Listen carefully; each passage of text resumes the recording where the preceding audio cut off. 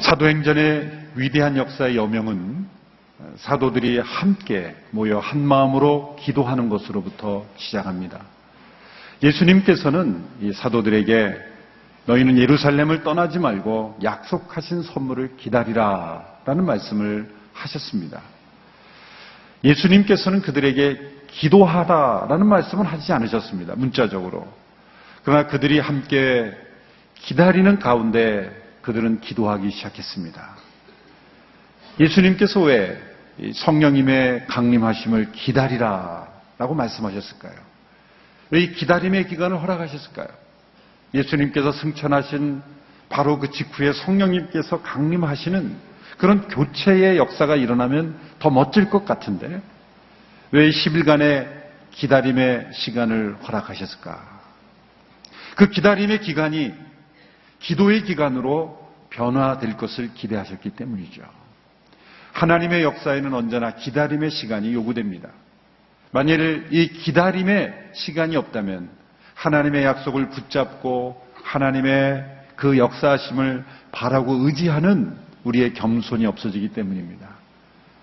기다림의 시간이 없으면 우리의 성취로 착각하기 때문입니다.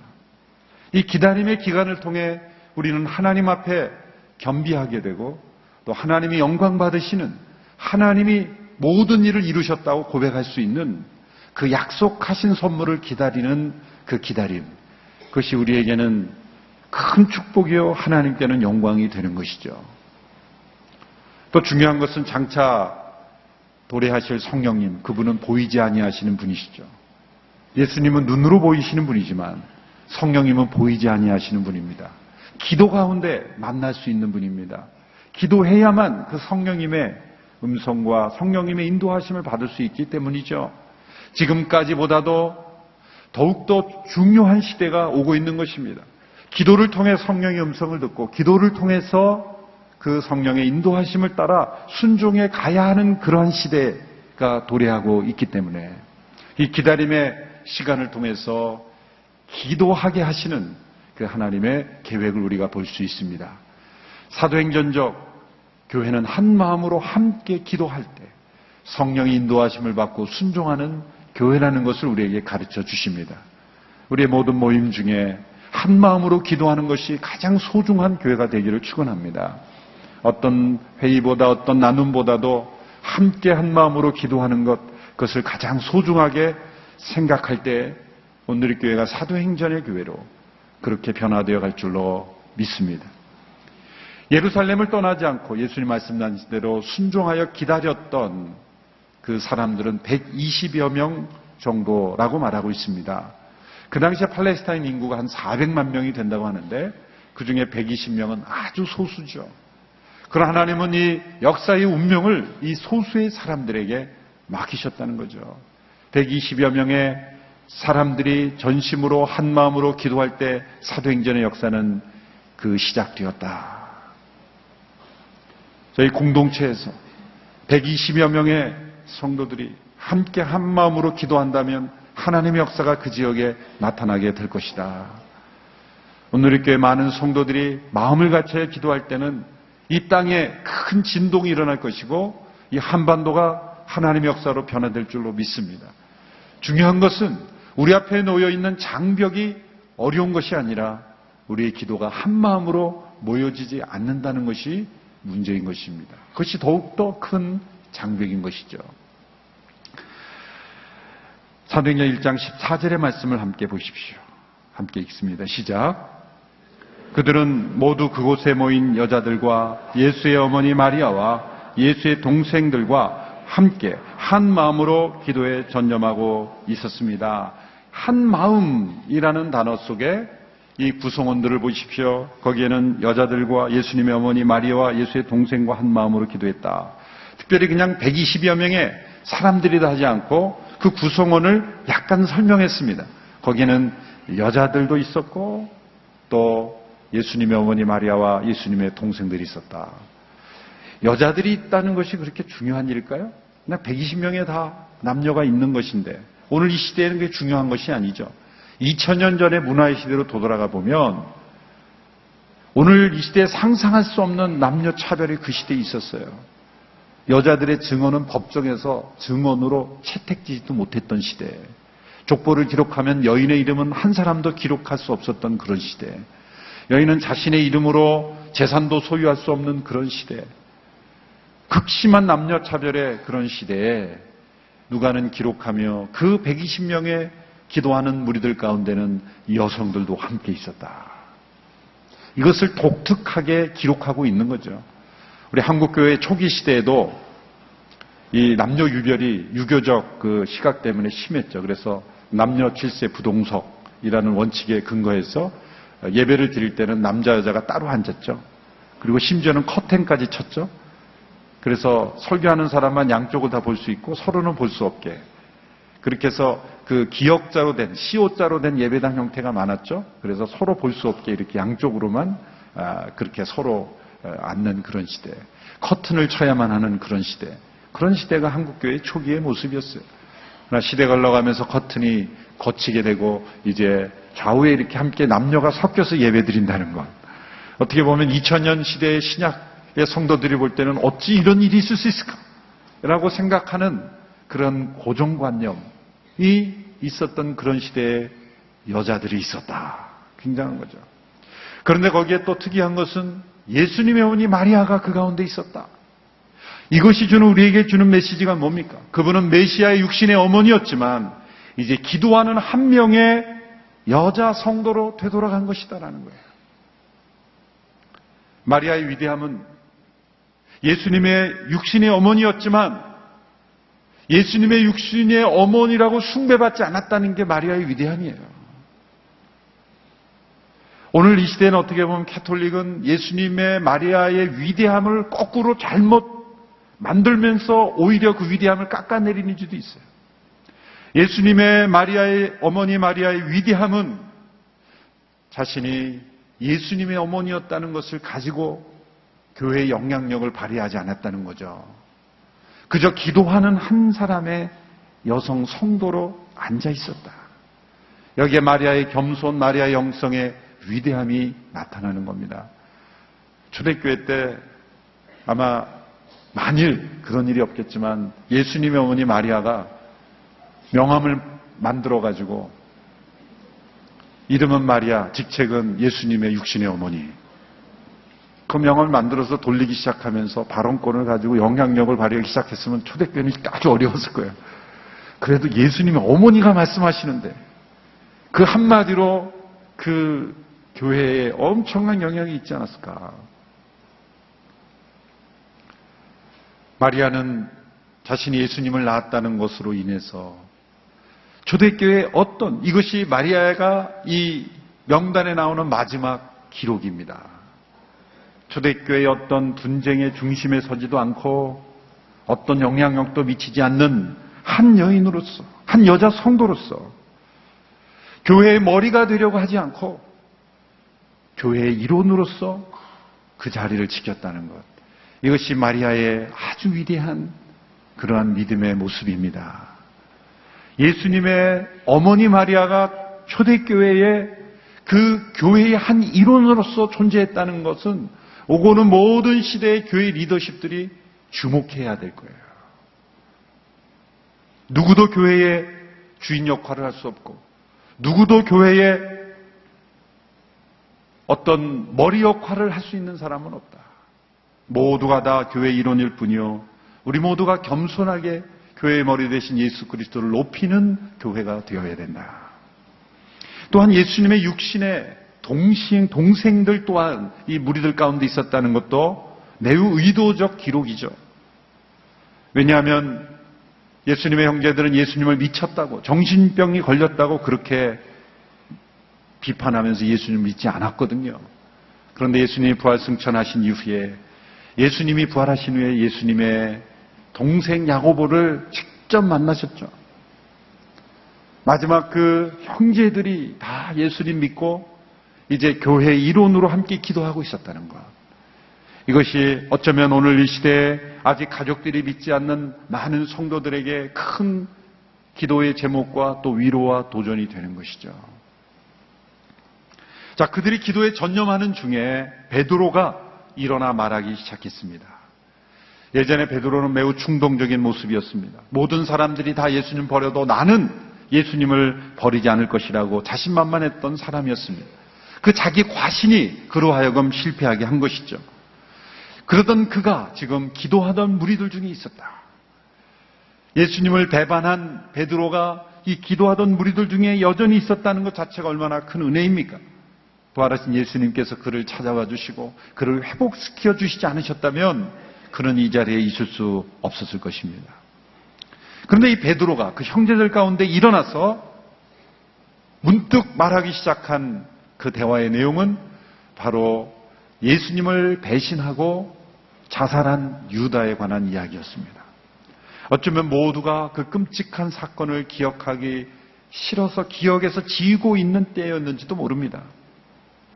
자기들 가운데 일어난 수치스러운 일, 제자가 스승을 배반할 뿐만 아니라 죽음 가운데 내몰았던 그 사건, 또한 자기들과 함께 3년 동안 지냈던 그 동료가 자살을 한 이 사건, 이 사건이 그들의 기억 속에 잊혀져 가고 있을 무렵 베드로는 기도하던 중에 불쑥 그 유다의 사건 이야기를 꺼내는 것입니다. 여러분, 기도하면 우리의 생각이 바뀝니다. 기도하고 내린 결정과 그냥 생각하고 내린 결정은 차원이 다릅니다. 기도하면 우리의 생각의 우선순위가 바뀝니다. 중요하다고 생각하신 것이 중요하지 않게 되고, 해야 되겠다고 생각하는 것을 하지 않게 되고, 생각하지 않았던 일을 하게 되고, 갑자기 새로운 사람의 얼굴이 떠오르고, 그것이 우리가 모든 일에 있어서 기도해야 하는 이유가 바로 거기에 있는 거죠. 만일 이들이 함께 기도하지 않았더라면 베드로가 이 유다의 사건을 떠올릴 이유도 그럴 마음도 없었을지 모릅니다.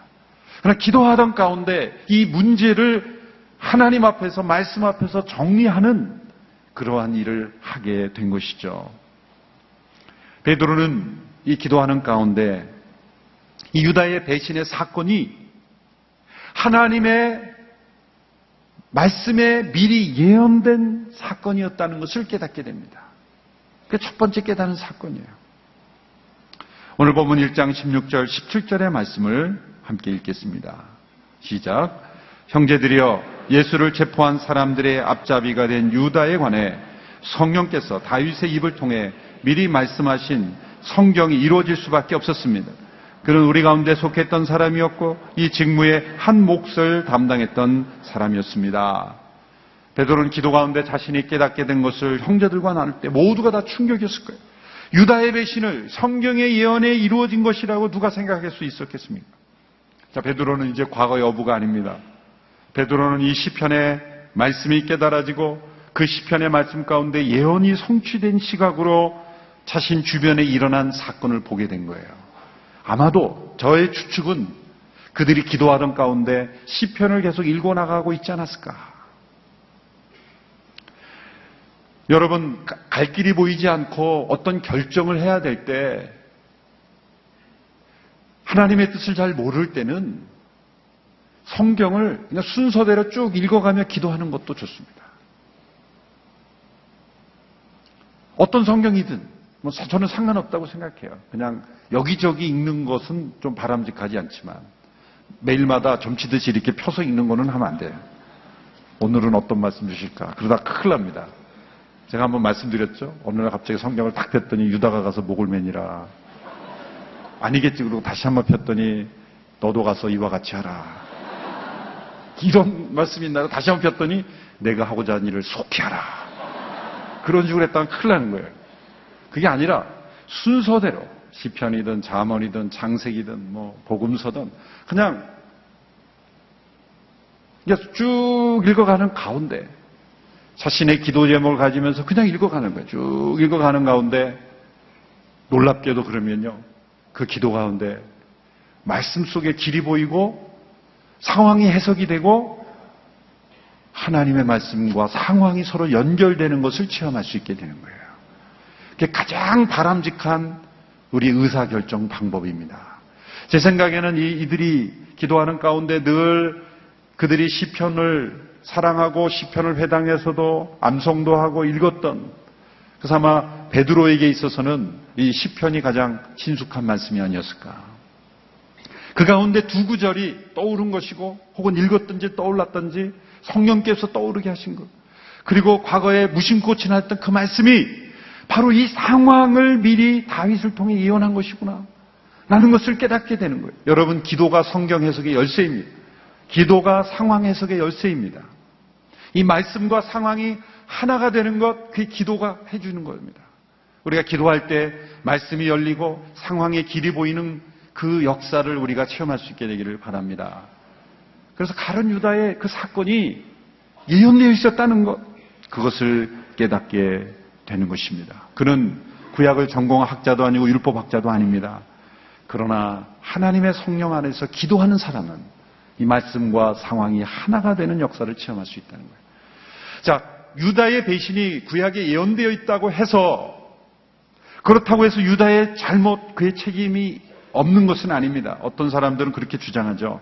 누군가 예수님을 배반해야 했다면 가룟 유다가 십자가를 진 것 아니냐, 또 다른 십자가를 진 것 아니냐. 그렇지 않습니다. 존 칼빈은 이 문제를 해석하기를 이렇게 했습니다. 유다는 그에게 닥친 일이 예언된 것이었다는 것을 근거로 해서 죄를 면할 수는 없다. 왜냐하면 그는 예언의 충동에 의해서가 아니라 그 자신의 마음에 있는 사악함으로 인해서 변절된 것이기 때문이다.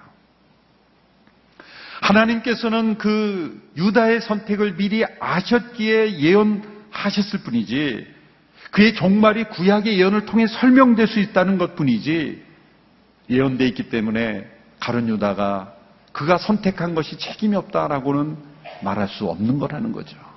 왜요? 그가 구약의 예언을 보고 예수님이 동료의 친구의 배신을 받아야 되는데 책임감 강하고 또 희생심 강한 내가 이 예언을 이루어드려야 되겠다라는 생각으로 한 것이 아니라는 거죠. 그는 탐욕으로, 죄악으로, 그리고 질투로 자기의 잘못된 그러한 욕심에서 그런 일을 한 것이기 때문에 그는 그 자신이 안 해도 되는 일을 한 것이기 때문입니다. 둘째로 이 베드로가 기도 가운데 이 말씀을 통해서 또 한 가지 깨달은 것은 유다의 이 자리가 비었고 유다가 그 죽음으로 인해서 부족하게 된 그 인원을 다른 사람을 세워야 된다는 것을 깨닫습니다. 그것도 예언 말씀에 있다는 것을 깨닫는 거예요.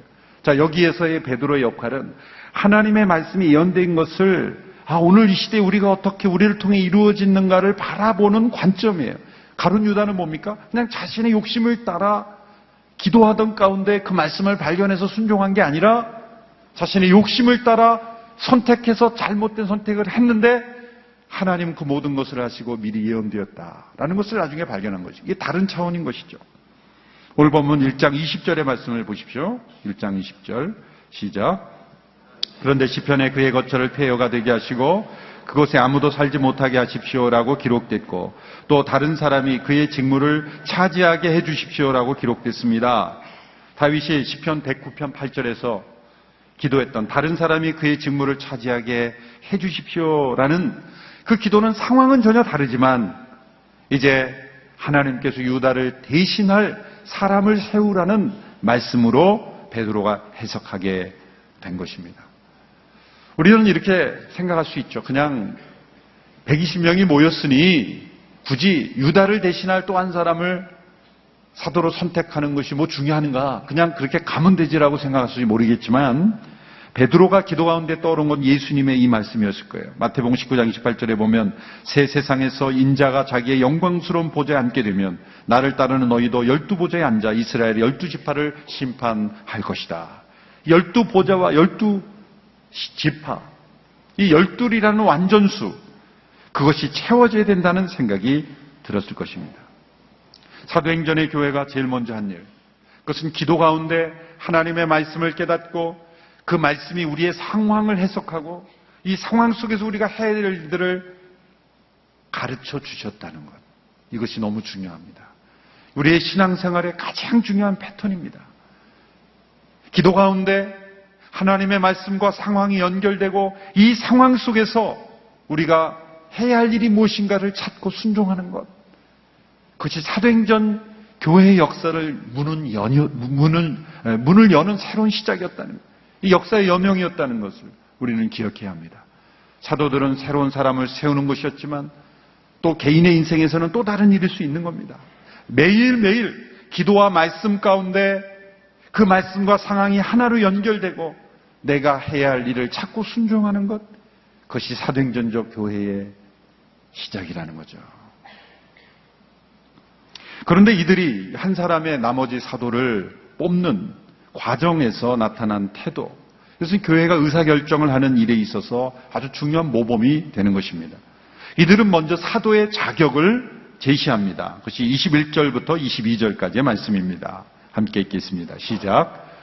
그러므로 주 예수께서 항상 우리와 같이 다니던 동안에 곧 요한이 세례를 주던 때부터 시작해 예수께서 우리들 가운데서 하늘로 올려 가시기까지 함께 다니던 사람들 가운데 하나를 뽑아 우리와 함께 예수의 부활에 대한 증인이 되게 해야 합니다. 자, 이들은 자격 조건을 이렇게 설정했죠.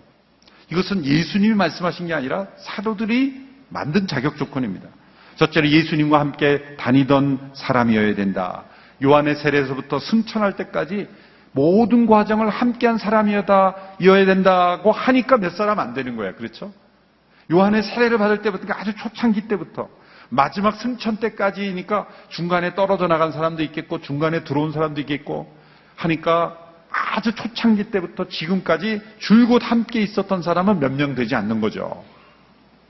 그 중에 한 사람이어야 된다. 또 한 가지는 예수님의 부활에 대한 증인이 되어야 한다. 이것이 사도로 세움을 받을 수 있는 자격 조건이었어요. 자, 그러니까 그 120명이 모였지만 그 가운데도 어떤 분류가 있었다는 걸 알 수가 있죠. 질서가 있었다는 걸 알 수가 있죠. 120명이지만 그 120명을 가르치고 인도할 리더십 그룹이라고 말할 수 있는 사람들이 사도라고 말할 수 있다는 거예요.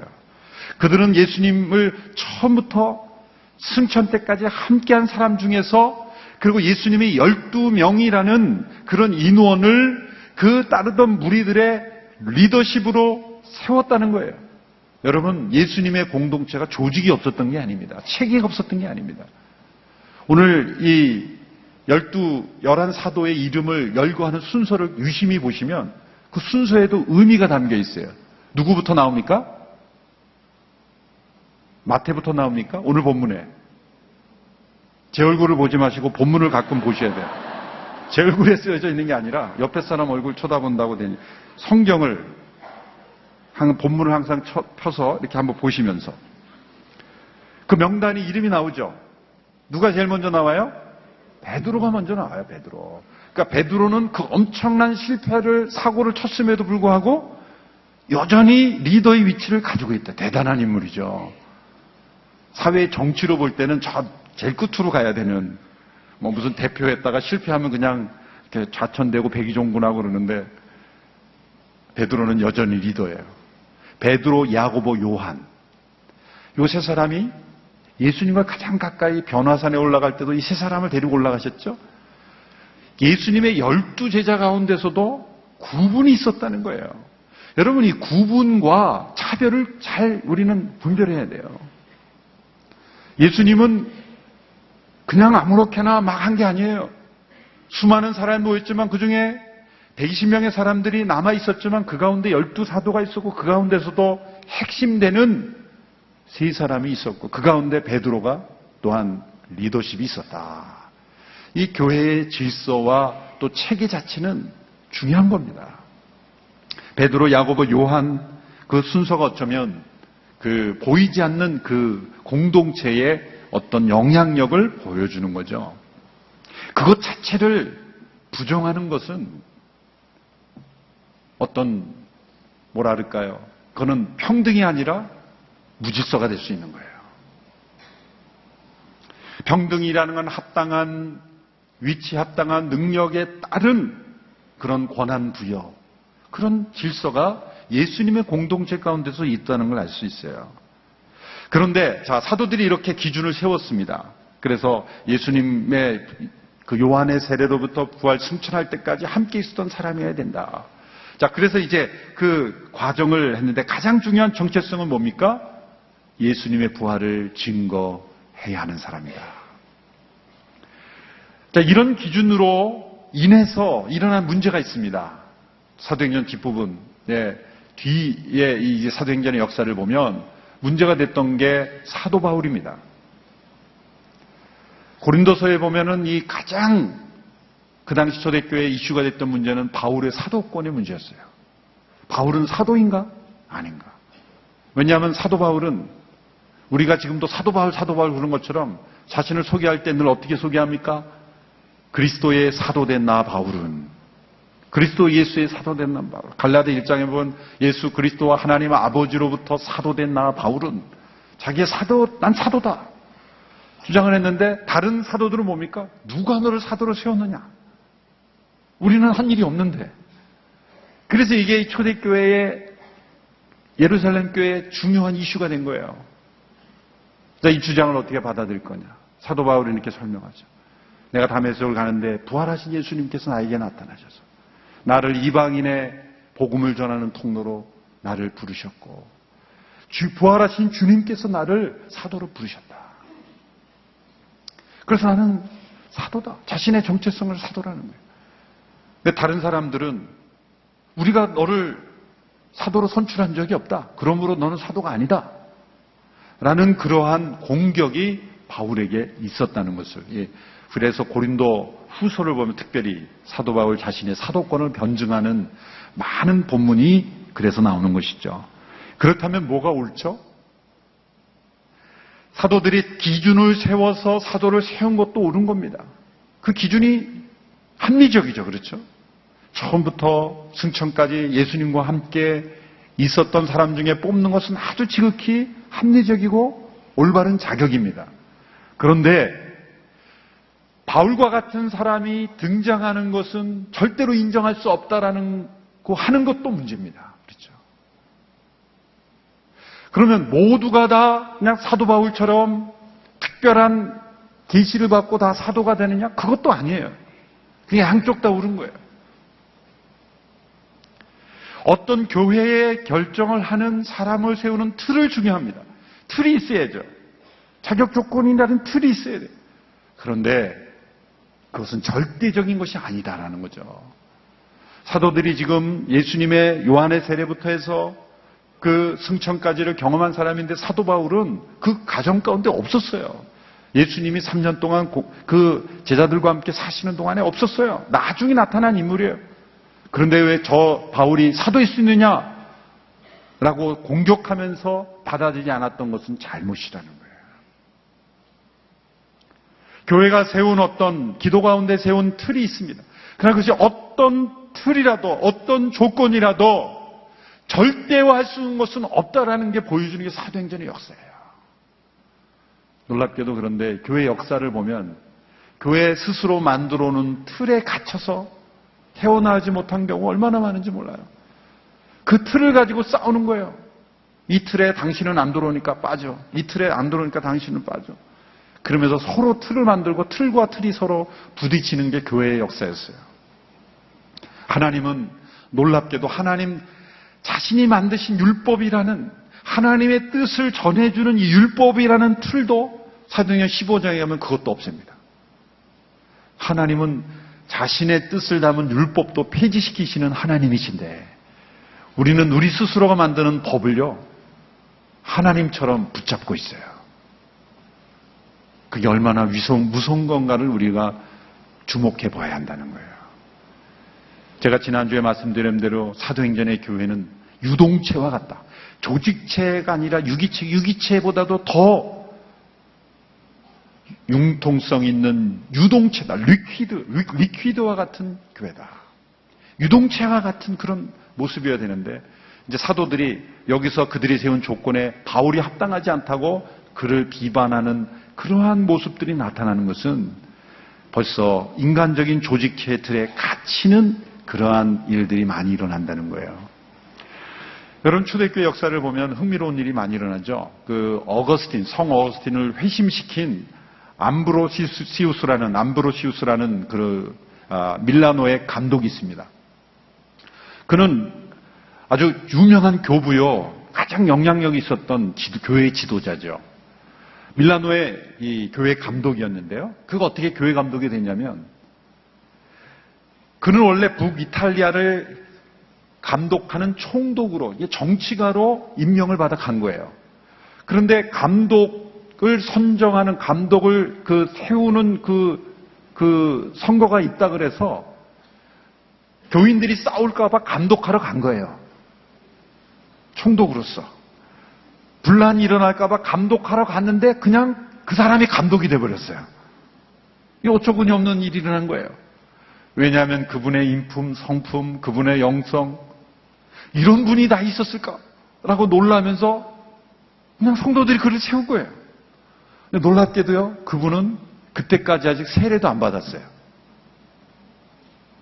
세례도 안 받은 사람을 어떻게 감독으로 세워요? 모두가 다 당연히 받을 거라고 생각했죠.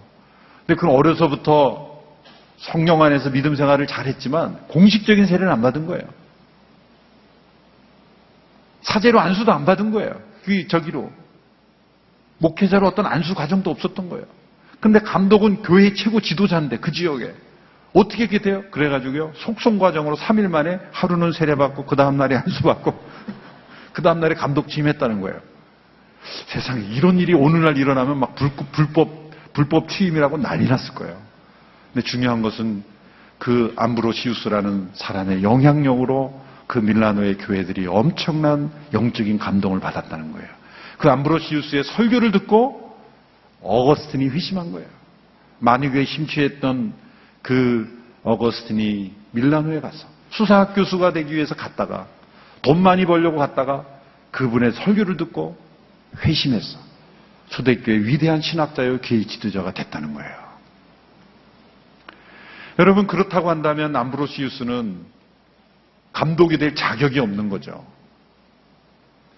성령께서 역사하심으로 인해서 일어나는 변화에 대해서 우리가 만들어 놓는 어떤 틀, 그것 자체가 없애자는 게 아니에요. 있어야 돼요. 그 틀을 따라 우리는 가야 돼요. 그런데 그 틀은 절대적인 것이 아니다. 하나님께서 바울을 왜 사도로 부르셨어요? 그것은 그 틀에 갇힌 교회가 되지 않기 위해서. 암브로시우스를 왜 밀라노의 감독으로 세우셨어요? 틀에 갇히지 마라. 틀에 갇히지 마라.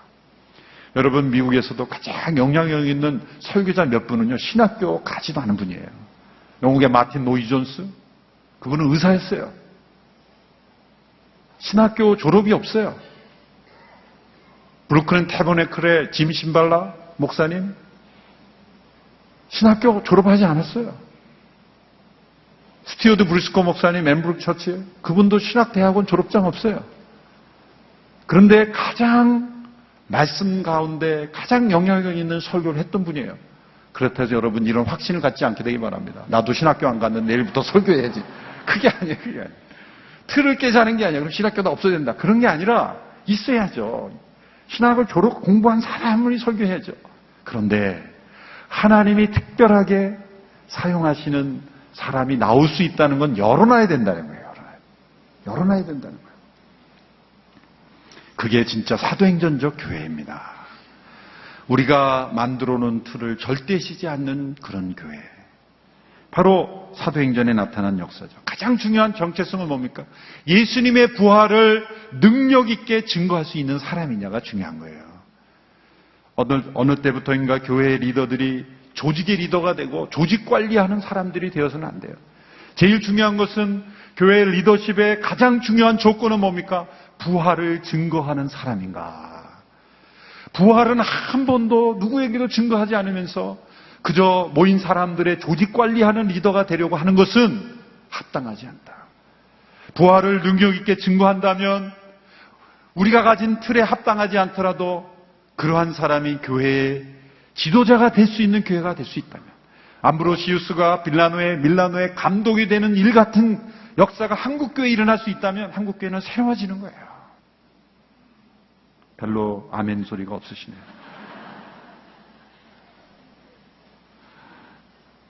그래서 그들은 그 자격을 갖춘 두 사람을 추천했어요. 23절부터 26절까지 나옵니다. 한번 읽어보겠습니다. 시작. 그래서 사도들이 두 사람 곧 바사바 또는 유스도라고도 불리는 요셉과 마띠아를 추천했습니다. 그리고 그들은 모든 사람의 마음을 아시는 주여, 이 두 사람 가운데 주께서 택하신 사람이 누구인지 보여주셔서 이 봉사와 사도의 직무를 대신 맡게 해주십시오. 유다는 이것을 떠나 자기 자리로 갔습니다. 라고 기도했습니다. 그러고 나서 그들이 제비를 뽑았는데 마띠아가 뽑혀서 그가 11 사도들과 함께 사도의 실에 들게 됐습니다. 자, 이 과정에서 더 중요한 것은 뭐냐면 그들이 주님을 향한 기도였다는 거예요. 어떤 기도를 했습니까? 모든 사람의 마음을 아시는 주님, 주님께서 택하신 사람이 누구인지 우리에게 보여주십시오. 여러분, 이것이 너무 중요한 기도입니다. 여러분, 교회 역사에 있어서 가장 큰 시험과 지금도 시험과 갈등의 원인이 되는 건 뭘까요? 사람을 세우는 일이었어요. 리더를 세우고 직분자를 세우고 각 교회마다 교회 역사가 된 교회는 다 마음이 갈려 있는 게 뭐냐면은 누가 직분이 됐고 나는 안 됐고 또 누가 리더가 됐고 내가 안 됐고 누가 세움을 받느냐, 그 일이 한국 교회를 얼마나 마음 상하겠고 얼마나 그 능력을 잃어버리게 했습니까? 부활의 증인이 되는 사람을 세우는 일은 관심이 없고 누가 세워지느냐만 중요한 게 된 것이 문제고, 두 번째는 어떤 틀과 자격이 중요합니다만 그 틀에 벗어나면 절대 인정하지 않는 것이 또한 문제고, 세우는 사람들의 마음도 문제예요. 자기들이 세운다고 생각하는 거예요. 세상의 정치는 사람들이 뽑는 거죠. 그러나 하나님의 교회는 하나님이 세우시는 거죠. 그렇다면 이 마음이 있어야 되는 거죠. 모든 사람의 마음을 아시는 주님, 주님께서 택한 사람이 누구인지를 우리가 보게 해 주십시오. 우리가 선택하는 것이 아니라 주님께서 택하신 사람을 우리가 보고 분별하며 세우는 것. 이 마음이 중요한 거예요. 그들은 두 사람 중 한 사람을 선택해야 될 때 제비를 뽑았죠. 그건 구약적인 어떤 관습과도 관련이 있는 것입니다. 이들이 사도행전에 제비 뽑는 게 나왔다 그래서 모든 결정을 제비를 뽑아야 된다고 하지 않은 것이에요. 그것도 하나의 틀입니다. 왜냐하면 이때만 나오고 이후부터는 한 번도 제비 뽑는 게 나오지 않아요. 그렇죠? 그것도 봐요. 사도행전 내에서도 어떤 변화가 있고 플로우가 있는 거예요. 한 번 했지만 그 다음에 하지 않는 것도 있는 거예요. 한 번 나왔다 그래서 그게 성경적이라고 해서 오고는 모든 시대에 적용하는 것도 잘못된 성경 해석이 틀이라는 거예요. 사도행전의 교회는 유동체적인 교회였다. 오늘 이 시대에 있어서 어떤 사람을 세우고 어떤 사람을 일꾼으로 직분자로 세우고 이 모든 일에 있어서 이 기도 가운데 하나 되고 주께서 택하신 사람을 우리가 보고 받아들이고 세우는 모든 이 과정이 없으면 교회는 사도행전적인 능력을 경험할 수가 없습니다. 이 모든 일이 순조롭게 이루어진 것은 그들이 기도 가운데 하나 되었기 때문입니다. 사도행전의 역사, 사도행전적 교회는 기도 가운데 한마음이 되는 교회입니다. 그 가운데 예수님의 음성이 뚜렷이 들려오고 그리고 세상적인 분열과 다툼으로 얼룩지지 않고 하나님이 택하신 사람들로 세워가면서 우리의 사역을 계속해서 이어가는 그런 교회가 될 수 있게 되기를 바랍니다. 이제 오늘의 교회도 세대와 세대가 질러가면서 또 다른 사람을 세우고 또 다른 리더를 세우고 해갈 때 바로 이 사도행전 1장에 나타난 마음, 주께서 택하신 사람을 우리에게 보여주십시오. 그렇게 순종하며 나아가는, 그 가운데 질서가 있지만 그 틀을 절대시하지 않으면서 성령께서 이끄시는 대로 순종하며 나아갈 수 있는, 그러면서 한마음이 될 수 있는 그런 교회, 그런 교회가 될 수 있게 되기를 주님의 이름으로 축원합니다. 기도하겠습니다. 하나님 아버지, 우리 모두가 한마음으로 기도하는 공동체가 되기를 간절히 원합니다. 우리가 가진 생각, 계획, 철학, 조직, 우리가 세운 조건들, 그 어떤 것도 절대시하지 아니하고 하나님께서 이루시는 일들을 바라보며 주께서 택하시는 일에 순종하며 나아갈 수 있는 성령 공동체 되게 하여 주시옵시고 사도행전적 교회로 더욱더 변화되어 갈 수 있는 오늘의 교회가 되게 하여 주옵소서. 예수님의 이름으로 기도하옵나이다. 아멘.